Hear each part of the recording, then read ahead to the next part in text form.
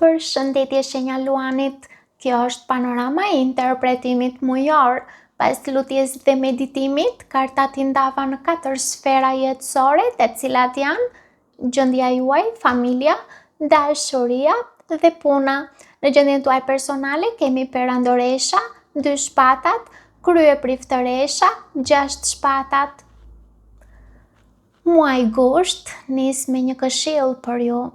Dhe këshilla është të ktheheni më shumë tek vetja dhe të dëgjoni atë që ndjeni.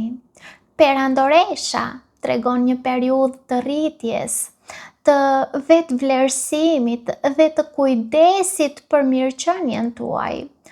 Mund të ndiheni më të lidhur ose më të lidhura me nevojat tuaja emocionale, ose të kuptoni se është koha të ushqeni atë që ju sjell qetësi, lumturi dhe stabilitet. Pra, të njihni vlerën tuaj dhe të mos kërkoni miratimin e të tjerëve për çdo zgjedhje që bëni. Megjithatë, 2 shpatat tregon se një çështje mund t'ju vendos përballë një dileme. Ndoshta mund të hezitoni mes 2 zgjedhjeve, ose të mos ndiheni ende gati për të marrë një vendim. Më pas kemi krye priftëreshën, të cilën unë personalisht nuk do ta interpretoja thjesht si reflektimi me intuit, sepse krye priftëresha mund të nënkuptoj edhe durimin për të mos nxituar një vendim, por mund të nënkuptoj gjithashtu edhe zgjedhjen për të mos zbuluar gjithçka menjëherë, pra ruajtjen e një sekreti. Krye priftëresha thot se përgjigja që kërkoni mund të mos vijë nga ajo që shihni, por nga ajo që ndjeni. Kartat nënkuptojnë të mos nxitoni ta zgjidhni dilemën, sepse me kalimin e kohës mund të kuptoni diçka që sot ende nuk është plotësisht e qartë për ju. Unë do të thoja se sa më shumë t'i besoni zërit tuaj të brendshëm, aq më e qartë mund të bëhet rruga që duhet të ndiqni. Muaji gusht mbyllet me 6 shpatat, duke treguar se ky proces mund t'ju ndihmoj të largoheni nga mendime, të largoheni nga situata, të largoheni nga ngarkesa që nuk ju lejojnë të ecni përpara. Kartat këshillojnë të mos nxitoni të merrni vendime. Lëreni intuitën t'ju udhëheq drejt asaj që ju sjell paqe. Kalojmë tek familja. Në familje kemi budallai, 7 shpatat, mbretëresha e shpatave, 8 monedhat. Në familje, muaji gusht mund të nisë me një energji ndryshimi, sepse budallai tregon fillime, tregon veprime spontane dhe të nxituara, por mund të nënkuptoj edhe zgjedhje të bëra pa i peshuar mirë pasojat që më vonë mund të sjellin keq kuptime ose të nxjerrin në pa të vërteta që nuk janë thënë më parë. Unë do të thoja se për kartën e budallait shkon shumë edhe një shprehje e tipit sa të mendohet i mençuri, budallai ka mbaruar punë. Budallai është i hapur, beson dhe hidhet pa frikë, ndërsa 7 shpatat nënkupton mungesë transparence, por mund të nënkuptoj gjithashtu edhe një farë diplomacie, ose ndonjë lloj strategjie për të shmangur ndonjë komunikim ose konflikt të mundshëm. Por unë gjithsesi nuk do ta përjashtoja as mundësinë e fshehtësisë ose të mashtrimit me 7 shpatat. Ju lutem përpiquni të më kuptoni, sepse këtë që sapo thash nuk po e shpall si fakt për të gjithë ju. Pra, unë do të thoja se shtatë shpatat mund të nënkuptoj se jo çdo veprim apo jo çdo fjalë duhet marrë me njëherë si e mirë qënë, sepse koha mund të zbuloj atë që sot është e paqartë. Budallai dhe shtatë shpatat më thonë se jo të gjithë mund të kenë të njëjtën qasje. Gjithsesi, energjia ndryshon me mbretëreshën e shpatave, pa dallim gjinie, e cila sjell qartësi. Duket se një situatë që nuk është trajtuar me sinqeritet, mund të kërkojë një bisedë të drejtë për drejtë, madje edhe të ashpër ndonjëherë, përpara se marrëdhëniet të mund të përmirësohen. Muaji gusht mbyllet me 8 monedhat, që mund të nënkuptoj se pas këtyre sqarimeve mund të jetë koha për të rindërtuar besimin dhe për t'u përkushtuar më shumë ndaj marrëdhënieve familjare. Kartat këshillojnë të ndërtoni ose të kërkoni besimin me vepra, jo vetëm me fjalë. Kalojmë në dashuri. Në dashuri kemi kalorësi i shkopinjve, kalorësi i shpatave, 10 monedhat, forca. Në dashuri, muaji gusht sjell një energji dinamike dhe plot lëvizje.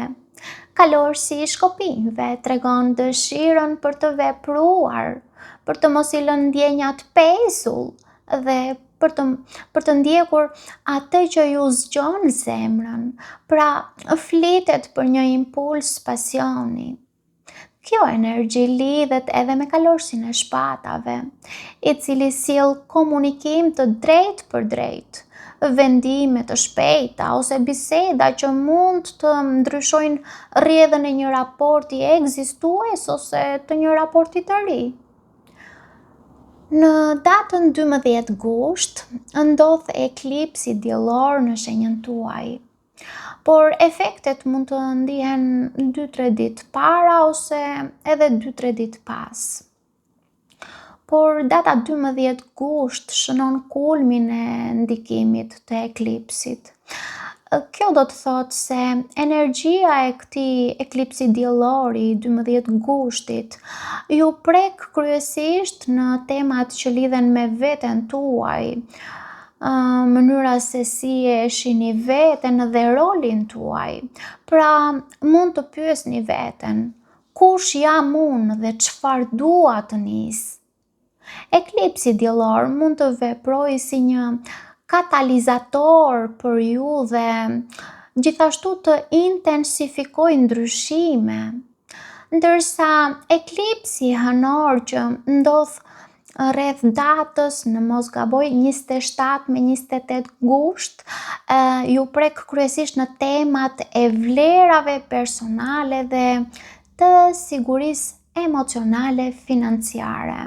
Pra, në eklipsin hënor, ju mund të pyesni veten, çfarë duhet të lë pas? Çfarë ka humbur vlerën dhe çfarë dua apo çfarë duhet ta ruaj?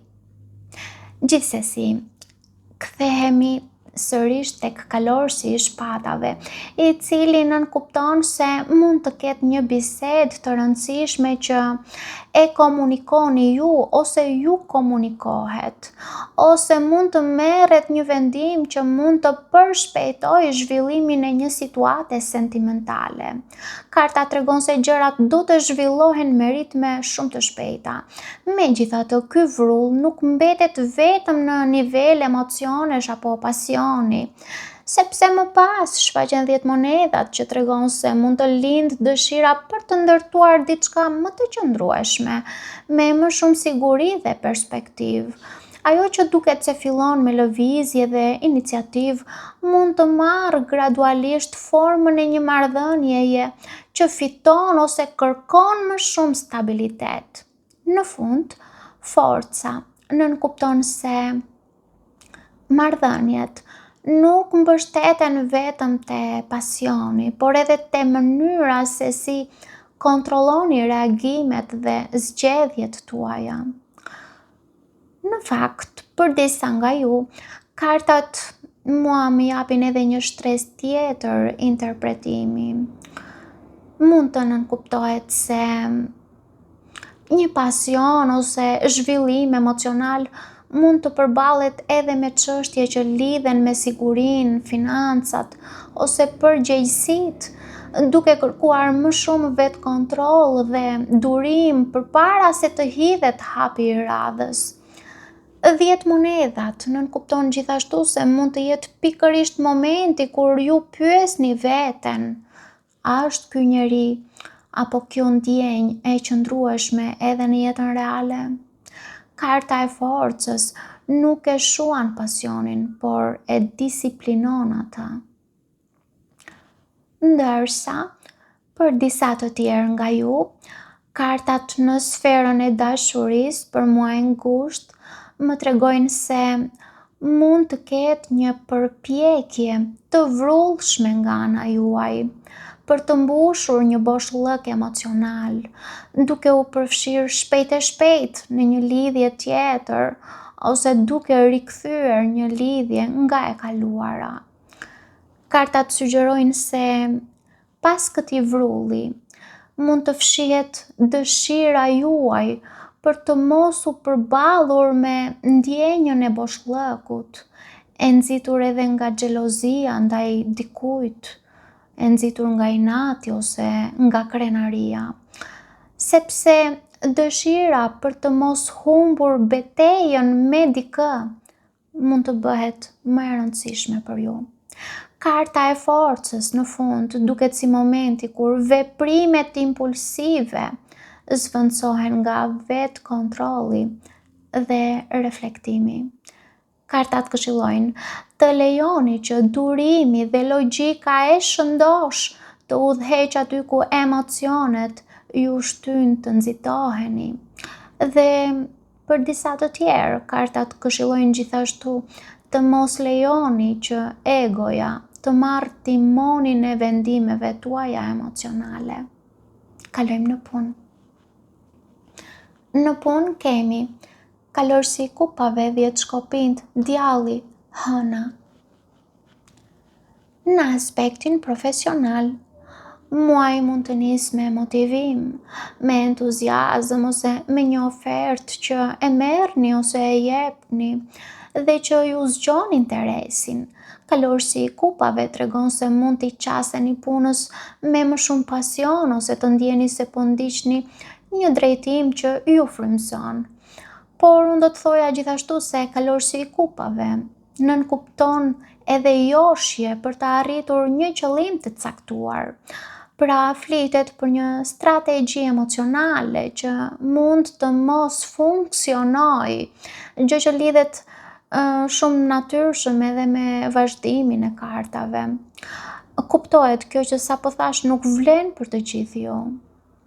Megjithatë, 10 shkopind tregon se përgjegjësitë mund të shtohen dhe se në një moment mund të ndjeni se po mbani më shumë peshë se sa duhet. Për disa nga ju, kjo mund të lidhet me ngarkesën e punës, ndërsa për të tjerët mund të lidhet me pritshmëri të larta që vendosen mbi ju. Më pas, shfaqet djalli, i cili mund të tregojë se një situatë profesionale bëhet e vështirë për t'u lënë pas, qoftë për arsye financiare, qoftë për shkak të presionit, qoftë për shkak të ambicjes ose varësisë nga një rutinë që ju lodh, ju konsumon. Në fund të muajit, hëna mund t'ju bëjë të ndiheni të pasigurt ose të pasigurta për drejtimin e një situate. Karta thot të mos nxitoni në përfundime, por t'i lini gjërat të bëhen më të qarta me kalimin e kohës.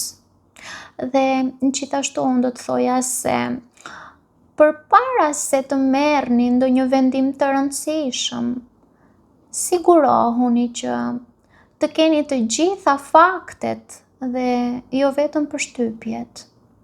Në tërësi, Muaji gusht mund të kërkojë më shumë energji dhe durim nga sa e prisni.